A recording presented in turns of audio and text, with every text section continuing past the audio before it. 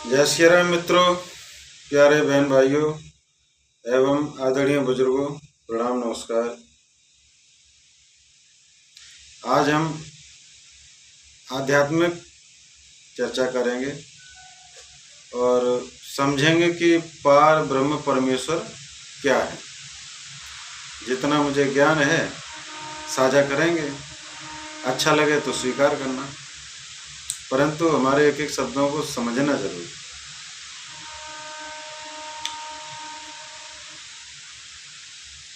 ये अपनी जो पृथ्वी है, ये ग्रह है,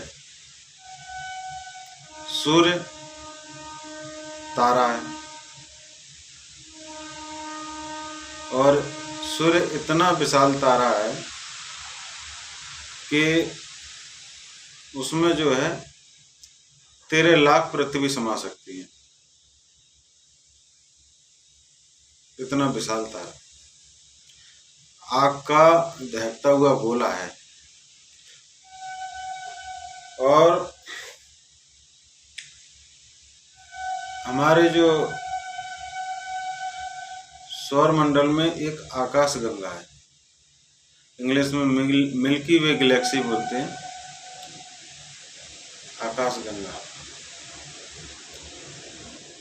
उस आकाश गंगा में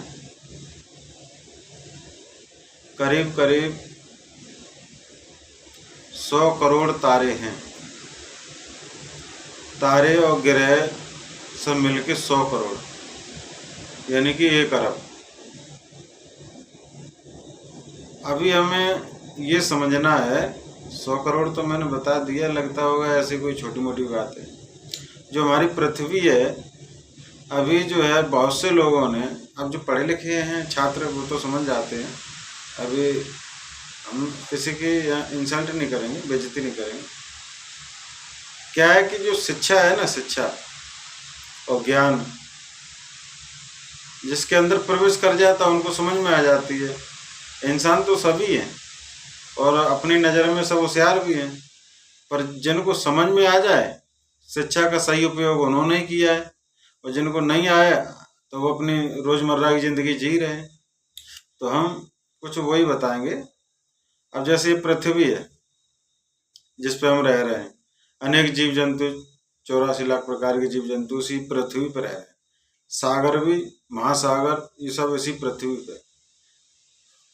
तो बहुत से लोग इस पृथ्वी ग्रह को ही असार संसार मानते हैं, क्योंकि उन्होंने कभी, ऐसे तो मैंने भी नहीं परिक्रमा की है पृथ्वी की, लेकिन मैंने कल्पना से जरूर कर ली है शिक्षा के आधार पर। और यही होता है, कल्पना से ही मनुष्य बहुत कुछ पता कर सकता है, यदि वो सचमुच तीव्र बुद्धि, तेजस्वी बुद्धि वाला व्यक्ति है तो, और ध्यान दे रहा है तो।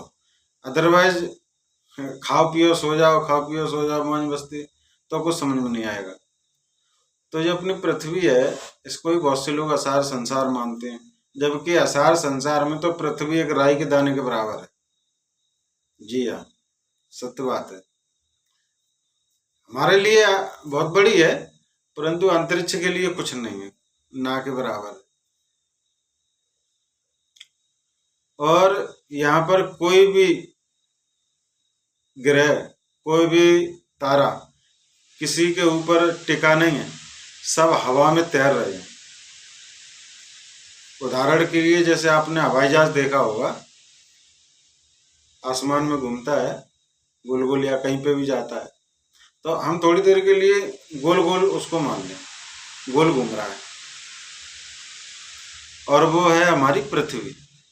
कल्पना से हवाई जहाज को पृथ्वी मान लीजिए, और उसी पृथ्वी पे, उसी हवाई जहाज नामक पृथ्वी पे 71% जल है, जिसको हम महासागर बोलते हैं। बचा 29%। 29% में 2-3% घर मकान बने हुए हैं, ठीक है, और करीब 10% भूमि रेगिस्तान की तरह रेती रेती है, उबड़ खाबड़ पहाड़ पहाड़ दुनिया भर, मतलब रेगिस्तान, रेती, जहाँ उपजाऊ नहीं है, पेड़ पौधा नहीं है, ऐसी जमीन। बचे 17% उनमें जंगल झाड़ी हैं। यह है पृथ्वी का संपूर्ण बात। और ये ग्रह इतना वजन लेके हवा में घूम रहा है और सूर्य के चक्कर लगाता है। हम सब पृथ्वी के ऊपर टिके हुए हैं। ये महासागर भी पृथ्वी के ऊपर है।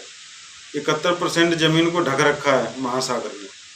इसलिए लगता है कि पृथ्वी कम है, जल ज़्यादा है। जल है ज़्यादा, परंतु वो है तो पृथ्वी के ऊपर, उसने घेर रखा है।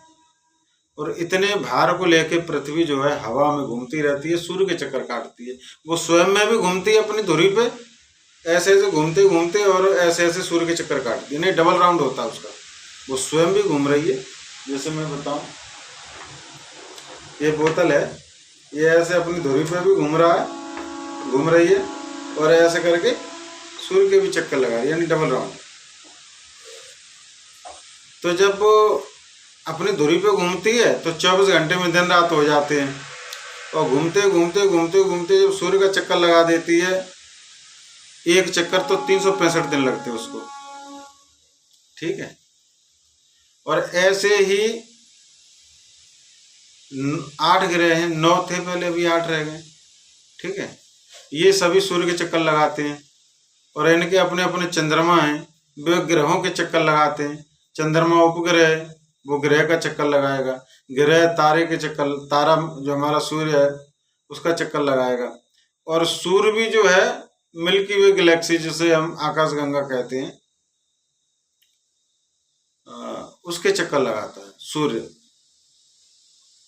और सूर्य से भी बड़े सूर्य पड़े हैं हमारी आकाशगंगा में, वो भी सब जो है एक दूसरे के चक्कर लगा रहे। यानी यह सब गतिमान है, स्थिर कोई नहीं है, सब गतिमान है, एक दूसरे के चक्कर लगा रहे हैं। वो भी चुंबकीय शक्ति है सब में। सूर्य में अपनी चुंबकीय शक्ति है, वो अपनी तरफ ग्रहों को खींचता है। ठीक है। और पृथ्वी में अपनी चुंबकीय शक्ति है, तो हमें, आपको, और भी तमाम जो है जल है या कोई भी कंकड़ पत्थर, सब इसी के ऊपर टिके, इसलिए क्योंकि उसमें गुरुत्वाकर्षण शक्ति है। इसलिए चुंबकीय शक्ति मान लीजिए उसको समझने के लिए, एक ऐसी ताकत जिसे हम अपनी ओर आकर्षित करें, वो पृथ्वी के अंदर और अन्य ग्रहों में और तारों में भी होती है। तो करीब 1 अरब यानी 100 करोड़ ग्रह और तारे मिलके एक आकाशगंगा में राज्य कर रहे हैं। और ऐसी ऐसी आकाशगंगाएं एक ब्रह्मांड में करीब 200 से 300 अरब है, खरब, करीब 200 खरब आकाशगंगाएं एक ब्रह्मांड में हैं। और आप कल्पना से ये सोच लीजिए कि हर एक आकाशगंगा छोटी बड़ी है, कोई बराबर की नहीं है। ठीक है। किसी और फिक्स भी नहीं है, कोई बड़ी है कोई छोटी है। जैसे हमारी आकाशगंगा है, हमारी आकाशगंगा से भी कई आकाशगंगाएं बड़ी भी होंगी, बहुत सी छोटी हैं। और सब में ऊपर नीचे ग्रह और तारे हैं, सब में समान नहीं है। हमारी आकाशगंगा में 100 करोड़ तारे, तो किसी में 1000 करोड़ भी होंगे, बहुत है। ये अकल्पनीय बातें हैं, कल्पना करके ही आप पता लगाया जा सकता है। हम और आप किसी अंतरिक्ष यान में बैठ के नहीं पता लगा पाएंगे, केवल कल्पना, मैंने कल्पना से पता किया है। वही बात हम आपको साझा कर रहे हैं, और ये सत्य पे आधारित है, कल्पना जरूर है, वैज्ञानिक दृष्टि से बात कर रहा हूँ। और अपने वेदों में तो पहले ही लग गया ये सब। हमारे जो पूजनीय दादा गुरु आर्यभट्ट थे, भास्कराचार्य भट्ट थे। भास्कराचार्य भट्ट आज से 4500-5000 साल पहले ही बता गए थे कि 9 ग्रह हैं और एक तारा है जिसे हम सूर्य कहते हैं। ये 9 ग्रह सूर्य के चक्कर लगाते हैं। पृथ्वी अपनी धुरी पे भी घूमती है और सूर्य के भी चक्कर लगाती है। चंद्रमा पृथ्वी के चक्कर लगाता है। तो उस समय बिना टेक्नोलॉजी, बिना कोई आज आधुनिक तकनीक के, और उन्होंने उस समय बता दिया था। वो कितने जो है वेदों के आधार पर ही बताया होगा, कुछ अपनी उनकी तीव्र बुद्धि, तेजस्वी बुद्धि के हिसाब से जो भी उन्होंने सोचा, वो तो वही जाने, भगवान जाने कैसे बता दिया। पर वो आज से 4500 साल पहले बता गए भास्कराचार्य भट्ट जी, दादा गुरु। और तो उसी सत्य, जो वो सत्य बताया गया उसी घटना के आधार पर हम बता रहे हैं। हमने भी कुछ पढ़ा, कुछ सीखा और कुछ हमने कल्पना की, फिर उस आधार पर बता रहे हैं कि ये सत्य बात हो सकती है और है। करीब करीब 200 खरब आकाश गंगाएं एक ब्रह्मांड में राज्य करती हैं और ऐसे ऐसे अनंत ब्रह्मांड हैं जिनकी हम कल्पना नहीं कर सकते हैं। और जैसे हमारा पृथ्वी ग्रह है, ये अरबों खरबों में तो, और आकाश गंगाओं के हिसाब से बता रहा हूँ, हमारी आकाश गंगा में ही करीब जो है अब 100 करोड़ में जो है अब पृथ्वी पृथ्वी ग्रह भी जैसे भी ग्रह हैं और सूर्य जैसे भी तारे हैं, बहुत हैं 100 करोड़ में। ठीक है, तो जरूरी नहीं है कि हम जिस पृथ्वी पे हम जीवन यापन कर रहे हैं और पूरे अनंत ब्रह्मांडों में सिर्फ हम ही अकेले हों। और भी ग्रहों में मनुष्य हो या मनुष्य जैसे हो या कुछ और विचित्र जीव राज्य कर रहे हो, परंतु हैं जरूर। हम उनकी पहुंच से दूर हैं या वो हमारी पहुंच से बहुत दूर है, इसलिए हम एक दूसरे को देख नहीं पा रहे। परंतु जीवन ये सत्य नहीं हो सकता है कि सिर्फ पृथ्वी ग्रह पर, और भी ग्रहों पर हो सकता है। क्योंकि जब एक आकाश गंगा में 100 करोड़ तारे और ग्रह हैं और ऐसी ऐसी आकाश गंगाएं 200 खरब हैं, एक खरब में 100 करोड़ बराबर 1 अरब और 100 अरब बराबर 1 खरब और ऐसे ऐसे 200 खरब आकाश गंगाएं हैं। कल्पना करो कितनी कितनी ये विचित्र लीला है, कितनी विशाल बात है, अकल्पनीय है। उसमें जो है अरबों खरबों तारे ग्रह जो है बसे हुए हैं। तो क्या जरूरी है सिर्फ पृथ्वी ग्रह पर ही जीवन है? अंत भी होगा। और इन सब चीजों को एक है कोई शक्ति जिसको हम बोलते पार ब्रह्म परमेश्वर, इनसे भी पार। ठीक है, हाँ, अनंत ब्रह्मांड है ना, इनसे भी पार और अनंत सोच है प्रभु की। और इन सबको एक दृष्टि से भगवान देखता है, सब पे नजर रखता है। अब ये कैसे संभव हो सकता है? जी संभव है। जिसने सारी सृष्टि बनाई है वो नजर भी रखता होगा। अब नजर रखने के लिए प्रभु को, अब जैसे कहते हैं ना कि प्रभु रोम रोम में बसे हैं, कड़ कड़ में हैं, तो प्रभु तो एक ही है, परमेश्वर तो एक ही है, शक्ति एक ही है। अब रोम रोम में, कड़ कड़ में, हर जीव में कैसे है? क्योंकि प्रभु है ना, भले एक हैं लेकिन वो एक में अनेक हैं, अनंत हैं। प्रभु की लीला है, ये तो उनकी शक्ति है कि वो अनेक रूपों में और अनेक लीलाएं कर सकते हैं। अनेक रूप भी बना सकते हैं, नहीं भी बना सकते हैं, परंतु वो जो है संपूर्ण ब्रह्मांडों में एक बार में, एक पल में सब पे नजर रख सकते हैं। ये उनकी जो है शक्ति है, लीला है। आप समझ रहे होगे, मैं उनकी विशाल विशालतम रूप की बात कर रहा हूँ। उनकी जो लीलाएं हैं, विचित्र लीलाएं, कि एक एक परमात्मा सब पे कैसे नजर रख सकता है। तो ये हम सोच सकते हैं कि जिसने पूरा सारी सृष्टि बनाई है तो वो खुद में अनंत है ना, तभी तो रख पा रहे हैं। खुद अनेक अनेक अनेक रूपों में विचरण करते हैं और एक साथ सबका पता लगा लेते हैं, सबका। ये है पार ब्रह्म परमेश्वर। बहुत विचित्र लीला है उनकी, बहुत विचित्र, अकल्पनीय है। जितना हम सोचे उससे परे है, तभी उनको पर ब्रह्म बोलते हैं।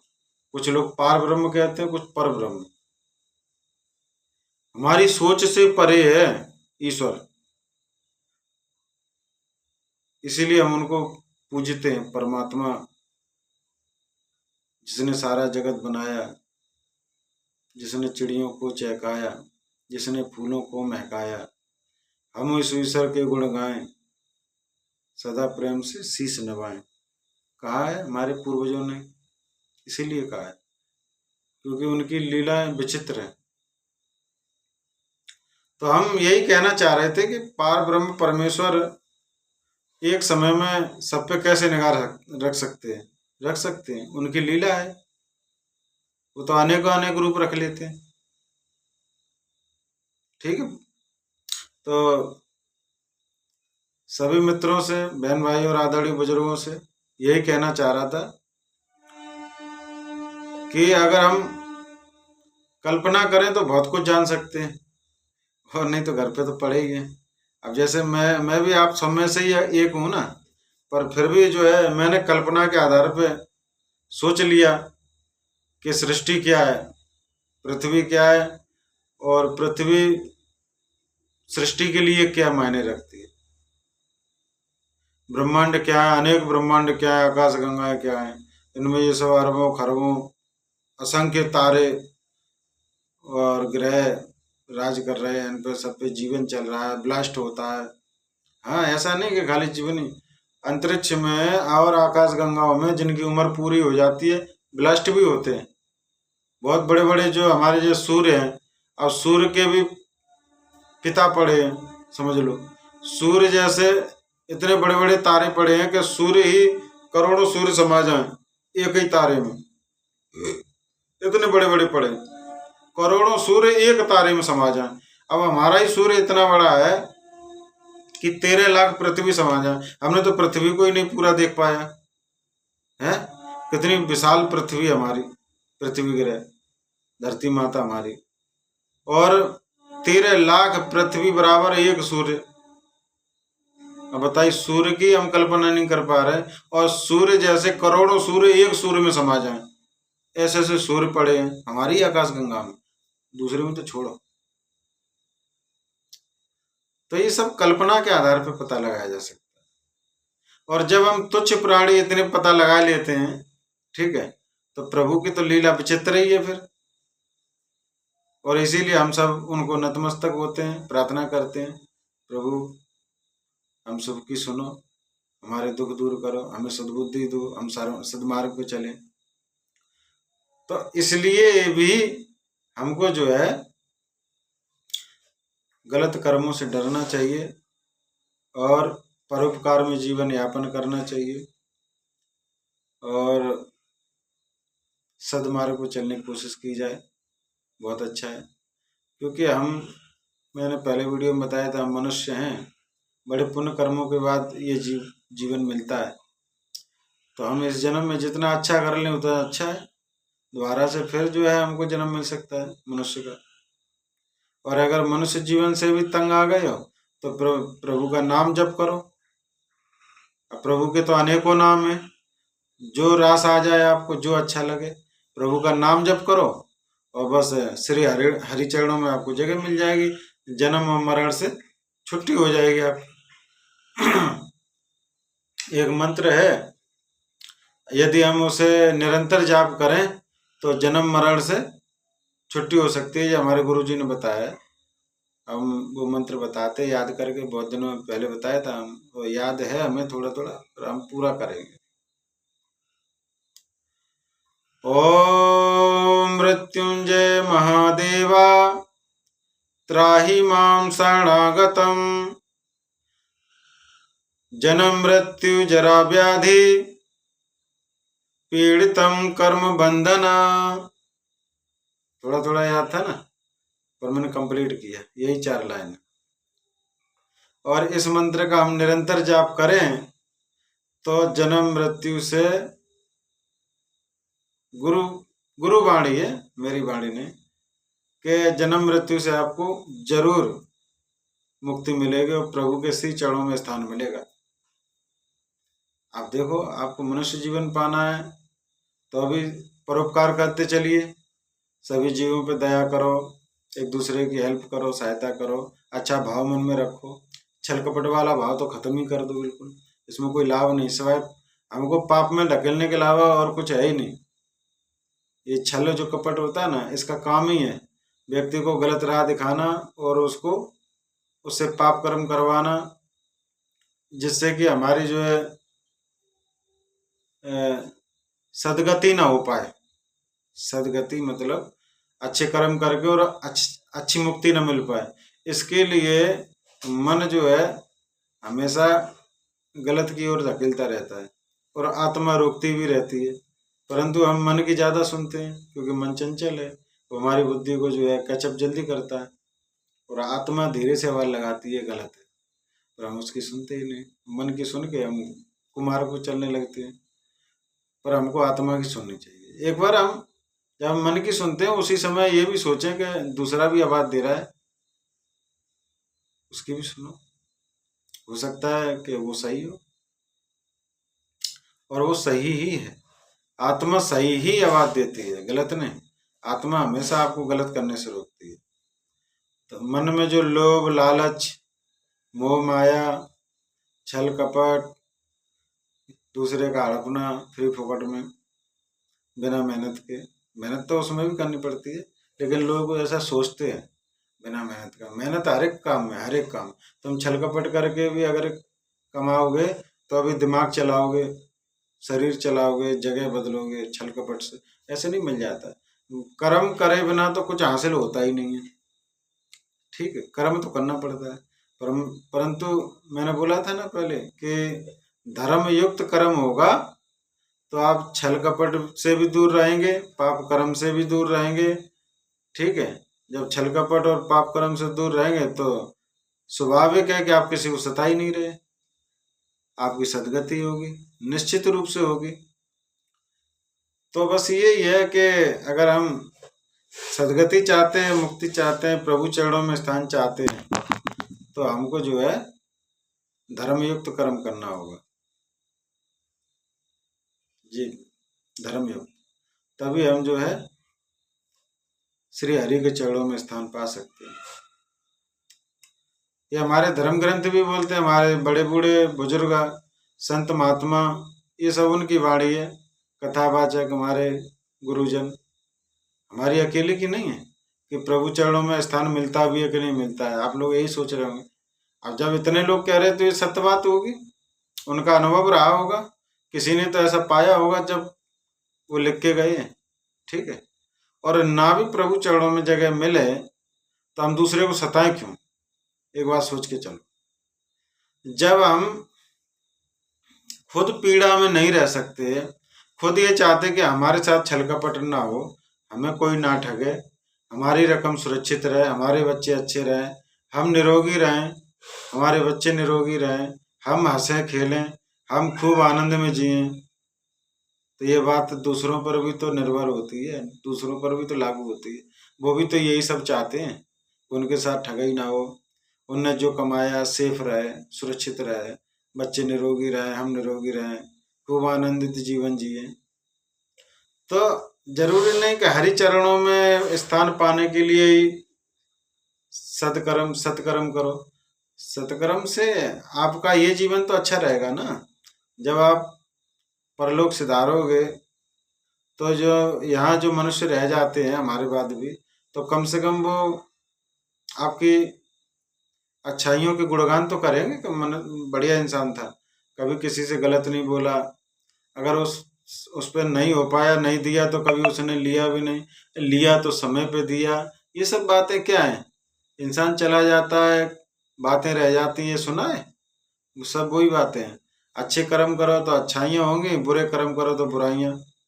तो हम ये चाहते हैं कि हम जब ये असार संसार छोड़ें तो लोग हमारे बारे में अच्छा ही बोलें, और अच्छा ही बोलें क्योंकि हम तो चले जाएंगे। हम ये भी सोचे कि हम तो लौट के आएंगे नहीं, लेकिन किसी न किसी रूप में आते हैं, और नहीं भी आएंगे तो इसलिए भी कि कभी नहीं आएंगे, हमारी जो है अच्छाइयों के गुणगान होते रहे सदियों तक। दोनों बातें हैं। आप अगर ये चाहते हो कि हम लौट के आएं और हमें याद आ जाए, देखो हमारी तारीफें हो रही हैं, इसलिए भी अच्छे काम करो। हालांकि ये संभव नहीं याद आना, प्रभु की ऐसी लीला है कि वो किसी को इतनी जो है राहत नहीं दी है उन्होंने कि तुमको याद आ जाए, क्योंकि याद आने से है ना बहुत कुछ सिस्टम गड़बड़ा जाएगा, इसलिए वो चीज़ तो प्रभु ने अपने पास ही रखी। लेकिन आप कभी नहीं आएंगे संसार में लौट के, इसलिए भी अच्छे कर्म करो, ताकि जो है लोग सदियों सदियों तक, जब तक ये संसार रहे, पृथ्वी रहे, आपके गुणगान होते रहे। देखो एक इंसान वो भी था, देखो बार बार पीढ़ी दर पीढ़ी आप आपके लेखन सुनाए जाएं, कविताएं बन जाएं आपके नाम की। तो मैं समझता हूँ कि अच्छाई में बहुत दम है, बुराई में उतनी नहीं। हालांकि बुराई के भी गुणगान होते हैं, और जब भी गुणगान होंगे तो अपने को बुरा भला भी पब्लिक बोलेगी। तो हम ये चाहते हैं कि जब हमारे गुणगान हो तो बुरा भला नहीं, लोगों के आंसू निकलें, खुशी के आंसू, प्रेरणा लें कि देखो वो मनुष्य था, ऐसे ऐसे बनना चाहिए, ऐसे चलना चाहिए, ऐसी शिक्षा देनी चाहिए अपने बच्चों को, ऐसा इंसान बने। तो यही सब है मित्रों, जो भी थोड़ा बहुत बड़े बुजुर्गों से हमको ज्ञान मिला है साझा कर लेते हैं। ठीक है, बहुत हम ज्ञानी पुरुष तो नहीं हैं, पर जो कुछ है आपके साथ साझा कर लेते हैं। बस धर्मयुक्त कर्म करो मित्रों, मन में लोभ लालच होना चाहिए अच्छे काम के लिए। लोभ लालच भी होता है अच्छे काम के लिए, जैसे कि हम जो अर्निंग करते हैं, जो कमाते हैं पैसा, अब हम लोभ करें कि इसमें कम खर्च में हमारा परिवार चल जाए, बाकी का पैसा जमा करें, तो यहाँ लोभ करना ठीक है, क्योंकि वो आगे चल के फ्यूचर में बच्चों की शादी भी करनी है, घर मकान बनाना है, तो ऐसा लोभ तो ठीक है। पर अत्यधिक लोभ बेकार है। अब आपने 500 कमाए और उसमें 450 बचाओ, 50 रुपये में हो जाएगा, या 100 रुपये खर्च करो 100 में हो जाएगा। भूखों मारना, तंग करना, दुखी रखना, इतना लोभ नहीं। लोग सीमित लोभ, लालच भी सीमित। जैसे कि आप, जरूरी नहीं कि किसी को ठगने के लिए लालच। आप जैसे आप काम कर रहे हो 8 घंटे की नौकरी, 12 घंटे की, अब आपके अंदर लालच ये आया कि मैं दिन रात काम करूं तो ज़्यादा पैसा आएगा। अब ये लालच बेकार है। एक आध दिन हो तो चल जाए, अब आप ये सोचो कि मैं रोज 12 घंटे के या 20 घंटे नौकरी करूं, 20 घंटे काम करूं, मेहनत करूं, फूक जाएगा शरीर आपका, कितना चल पाएगा। क्योंकि हमें तो नियम प्रमाणित 8 घंटे ही नौकरी या काम करना चाहिए, परंतु हम चलो ठीक है महंगाई के चलते 12 घंटे कर लेते हैं, कभी कभी 2-4 घंटे और ओवर टाइम कर लिया, इतना चलेगा। पर अत्यधिक लालच ठीक नहीं।